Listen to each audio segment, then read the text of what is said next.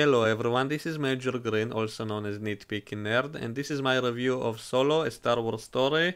And I came in with very low expectations. Now, this movie wasn't terrible, I didn't hate it. There were a lot of things that I did like. There were a lot of moments, a lot of little details, which I did like a lot. But it did have a lot of problems, that it was kind of boring. I think it's probably my least favorite Star Wars movie. I would put it even below The Last Jedi. I don't think even that movie was more fun, was more interesting. This one was kind of boring and just, I don't know, something didn't click for me in this movie. I felt like everything is too dark and they constantly show you like very bright lights and it was kind of annoying to my eyes. It was almost painful for my eyes.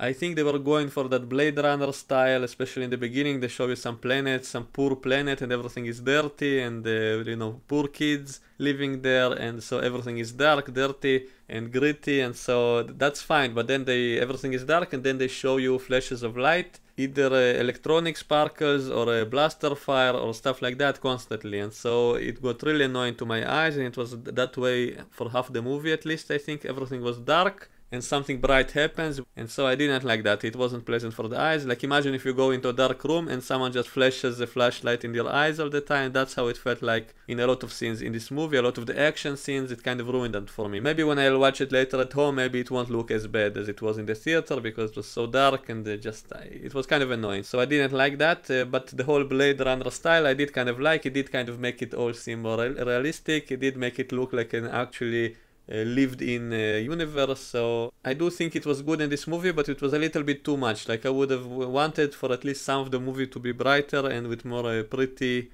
locations and not so dark all the time. So that's my minor complaint about the visual style. Now, as for the actors, most of them were good. Now, the main guy who plays Solo, of course, he doesn't look anything like Harrison Ford, so you don't really buy into him being the same character, so that's a very big problem. Also, I felt like the movie is too rushed. I felt like they're trying to cram in too many things too fast, and it doesn't really work. The movie feels kind of messy, and they have very big time jumps, which actually skip on a lot of things which I think would have been interesting. Like, they show Solo joining the Empire army, so that would have been interesting to see, but we only see like the end of that. They skip that completely. And also they explained his name, which I don't think it makes much sense. I mean, he went to the recruitment center and said he doesn't have a last name. He said he doesn't have people, he's all alone, and then that recruiting officer types in Solo. Like, Solo means alone. Like, that's their explanation for his last name. And so every time he uses that, since he's basically using a name that the Empire gave him, and also he's a deserter from the Empire, so why does he keep using that name if they're actually looking for him? So it doesn't really make sense. And why didn't he have a last name, since he does talk about his parents at some point of the movie? He talks about his mother and father, so how come he didn't have a last name? So it didn't really make much sense. Another thing they skipped was with the character of Kira, which I presumed will be the motivation for him to do what he does, and yet she just suddenly shows up in the movie, totally cancelling that motivation, and yet somehow, for some reason, he's still doing what he did, and so that was a bit strange. And also they keep telling us that this character, she's not so good, that she did some evil stuff, yet they never actually show us what she did or what she's doing or any of that, and so that was a bit like something felt missing. Like, I didn't buy into that character, that she's supposed to be this conflicted character, that she's this dangerous person with an evil side, and yet we never actually see the evil side, except till the very end maybe. So that really, the character didn't really work for me, and it just felt like they skipped way too much. Also, they introduced a bunch of new characters, and right away they jump into the action, but we don't yet know all these characters, so I don't really care about them yet. So am I supposed to feel tenseful or be worried about their safety when they go on some action scene to hijack some train or something? So I don't really care about these characters yet, so when some of them die, why should I care?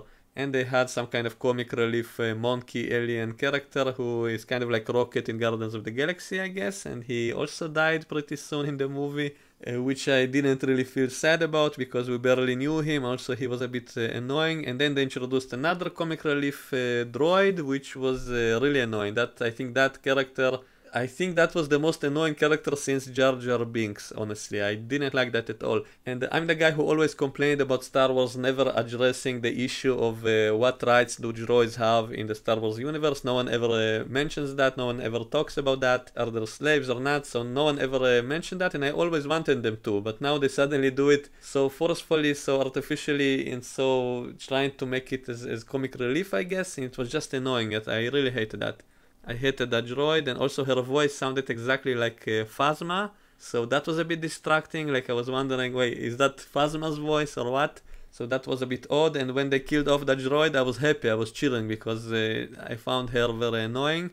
And as for the character of Lando, I really liked him. He was very well done, very similar to the original. Before I went into the movie, I heard they made him into a pansexual, meaning he's attracted to everything. There was a few lines in which he was talking with Han Solo, and he was saying stuff like, you're gorgeous and stuff like that. It was as if he's coming on to Han Solo. And also with that droid, that annoying droid, they seem to have a thing between them, a human and a droid, so that was a bit weird, so maybe that's what they meant. So I didn't really like that, so when that droid died, I was happy. And now about Chewbacca, when I watched the movie I almost forgot Chewbacca is supposed to be in it also, so when Chewbacca appeared that was a great entrance. I only guessed it will be him like 1 second before he actually showed up, so it was almost like a total surprise, and they did him great. They showed him at first as being a monster and so on. One thing that did bug me is that they became friends like so fast, like 2 minutes and they're friends, they're best friends immediately, except the first fight. So I loved the first fight, and I wished they would have taken a bit more time to show them as enemies before becoming friends. Maybe that would have been more interesting. But again, as I said, the movie feels rushed, like they have to cram in so many things, so I felt like it should have been developed a bit more. And as I said, the movie felt rushed, and also it felt like they have a checklist of things they have to put in the movie, and the story is only meant to connect all those points. Like the story didn't come first, and that's a problem that a lot of new movies have, that they seem to want to cram in specific things that they wrote in advance, and they wrote the story only after that. And so the story feels kind of messy and not really interesting, not really good. But it does have all those little cool moments, and so that's a bit of a problem, I think. Because I think the story itself wasn't very well done, it wasn't really interesting, it wasn't like, if I read this story on a piece of paper, I would not find it interesting at all. So that's a big problem in my opinion. I think the story should always come first, and only then the characters, and only then the action scenes and all the cool moments, and also the action scene should be after you know the characters, that way you care about them, you care about when someone dies or someone is in danger, and it wasn't like that in this movie. A lot of the characters, they kept dying and I didn't care. I even cheered for it because they were annoying, and so that's a bit of a problem. The villains in this movie were also not very impressive. There's this character who keeps chasing them around, and then it turns out it's a woman, and she's actually a good guy. She's actually working for the rebellion, or will be part of the rebellion later. And so that, I guess, is a twist, but it doesn't really work. Like if I rewatch this movie now, it won't be, it's not really a villain. And so I guess the only villain is that mob boss, and so he wasn't really that big of a threat to anyone either. So the movie doesn't really have any big villains. And the Empire is only in the background. The Empire is like not really involved in anything. You just see them a little bit and that's it. And as I said, they had like a checklist of things they wanted to include, and one of them was Chewbacca's race, the Wookiees being slaves to the Empire, and they said something about Chewbacca looking for his family, to liberate his family, but then they go on a completely unrelated mission, and then he happens to see other Wookiees there, and he liberates them and so on. So that felt a little bit forced into that scene, like it didn't really belong in that scene, but they simply had to put it in the movie.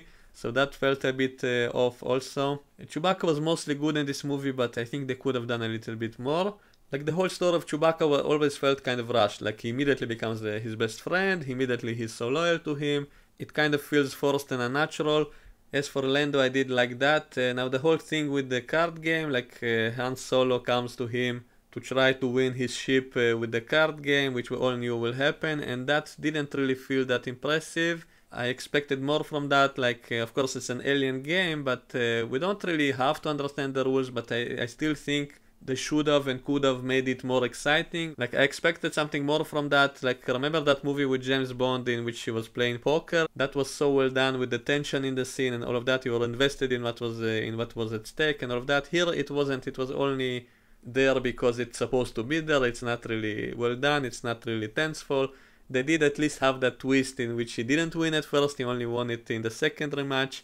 So that was good because I was almost rolling my eyes saying, oh, so he wins and that's it, so that's all. So I didn't like that, but then he actually lost the first time, so at least they did have that little twist. I did like how that ship looked. I loved it, that it was brand new and clean, and it didn't look like a junk, and so I loved the look of the ship when it first appeared, and later on it gets all busted up to look like it does in the old movies, so I did like that part of the movie. And as for that whole Kessel Run thing, I also expected more from that. Like, I always imagine it to be some kind of space race, something like that, in which multiple ships are participating, you know, because the way that Han Solo bragged about it, it's as if it's some kind of famous thing that a lot of ships are doing, that kind of journey or a race, a space race, something like that. And now that we finally did see it, I found it to be kind of unimpressive. Like, it was very simplistic and not really exciting, so the special effects were good, but that's it. So not so well done in my opinion. I think it could have been much better. At least it finally did explain the whole parsec, 12 parsecs thing, but it doesn't make sense. Why is this so famous that he expects people to know about it on other planets and so on? So it doesn't really, it wasn't epic enough. Like, I expected something much bigger, much more interesting, like a chase scene of multiple ships participating, maybe as part of that whole bet thing with Lando. So I expected something from that, to have it be part of some gambling game or something like that. So it wasn't. So and it wasn't really epic. So I'm not sure that I like that. Now all the scenes on the planets looked great visually. Like, they show you like a lot of landscapes, mountains, and action scenes among them and so on. I also love the whole thing with the hyperfuel. That ties into something that I talked about in The Last Jedi, that it's some different type of fuel which is fueling the hyperdrive. So they finally showed it in this movie, and it was very well done. I love that. It adds a lot of technical stuff to the Star Wars universe, so it kind of expands the universe, so I like that bit. Now there was also a surprising cameo appearance toward the end of the movie, so a spoiler warning. So Darth Maul appears alive with mechanical legs in the movie as the head of the crime syndicate, and he even like takes his lightsaber and turns it on, I guess for those in the audience who don't remember him, so to make sure everybody gets who he is. So he actually turns his lightsaber on for no reason. I don't know what I think about that, honestly. Now, I know he did come back in the cartoons, but they also killed him off in the cartoons later, so we already know his fate, so it's not really that exciting to me. I guess we'll have to wait and see what they actually do with him, so maybe it will be interesting. He was a fan favorite character, so why not? Although it does kind of raise a lot of questions. So if people can survive that kind of injury, so maybe Snoke is also alive, he also got cut down in the same kind of way and he didn't fall into a very deep hole, so why can't Snoke come back later? So that's a bit of a problem in my opinion. In the cartoons it was fine, they should have more characters, but in the movies to bring back characters who died like that, that's a bit strange. But we'll have to wait and see how that goes. Now also there was a lot of references in this movie to the old movies. I did like some of them, but some of them felt really forced, like they just wrote it into the script just for that sake of having a reference when it doesn't really feel natural. And for example, Han Solo says, I have a good feeling about this, because he always says he has a bad feeling. Also Lando tells him in one scene, I hate you, and he answers, I know, just like with Princess Leia, in which she said she loves him and he said, I know, and now I hate you, I know. So a lot of references like that to older lines and older events in the other movies. And as for the character of Han Solo, in some moments he did behave like that character, like he was kind of, in a few scenes it did work, in a few scenes it did feel like the old Han Solo, but in others it really didn't, it felt like something else completely. Also they made him a little bit too much of a good guy in this movie. He doesn't really feel like what he was in the beginning of A New Hope, in which he wasn't supposed to be a good guy. He was supposed to be a criminal, a smuggler, a cowboy type, like someone who kills people in a bar and so on. So that's what made him so good in that movie, because he didn't start out as a hero. He actually started out as kind of an anti-hero, maybe not a bad guy, but definitely not a good guy. He's kind of a reluctant hero. He only does it for the money. He doesn't want to help anyone. He wants to escape. And only in the very end of that movie he does come back as a hero, and so That's what made his character so good in that movie, because he went through a character arc, he went through a transformation. He wasn't a hero right from the start. And yet, according to this movie, which is taking place before, he was already a hero. He was already a good guy even before that. So that kind of ruins it. I think that was one of the reasons that people hated that change that George Lucas did, that he didn't shoot first, because I guess George Lucas thought that makes him too much of a bad guy, you know, kids are watching, it's not a good role model, but he wasn't supposed to be a hero in the beginning of that movie, so that fit him perfectly, that he is kind of a darker character, so that was a good thing in that movie, and that's why people didn't like that change, because it changed the character, because George Lucas basically wanted to make him more into a good guy right from the beginning. And so this movie is kind of doing the same thing, kind of making him too sympathetic, too much of a good guy, doing things, you know, to save the woman he loves. That's the only reason he became a criminal smuggler, and not for money, not really for his own selfish needs and so on. And even in the end of the movie, he basically gives up something like, I think he said 60 million credits, because he gave all that fuel to these rebels, and so he's basically a good guy, a hero right from the start. So it doesn't really feel right, it doesn't feel like it matches well with the beginning of A New Hope. And I did have that scene in the end in which he does shoot first, and I didn't actually like that, because first of all I predicted it as I was watching. I knew now he will shoot him first right away, and then it did happen. So it would have been better, I think, if he actually didn't shoot first and then regretted it, meaning something would happen that he wish he would have shot first, but he didn't, and that way it would make more sense for why he did do it later in episode 4. So I wish they would have done that differently. I didn't like that. It was predictable, it was cheesy, and he didn't really learn a lesson there. So maybe they should have done it the other way around, maybe show him about to shoot but then hesitate and not shoot, and then something bad happens and then he wish he would have shot right away, and then that way we can presume, okay, next time he will do it. And so that would have been better in my opinion. But I guess that's something they had to do because they knew all the fans wanted him to shoot first, so they had to do that. So that's really all I wanted to say about this movie. So I didn't hate it. A lot of little moments in it were great, a lot of visuals were great, even some of the character moments were great, and some of the universe building was good.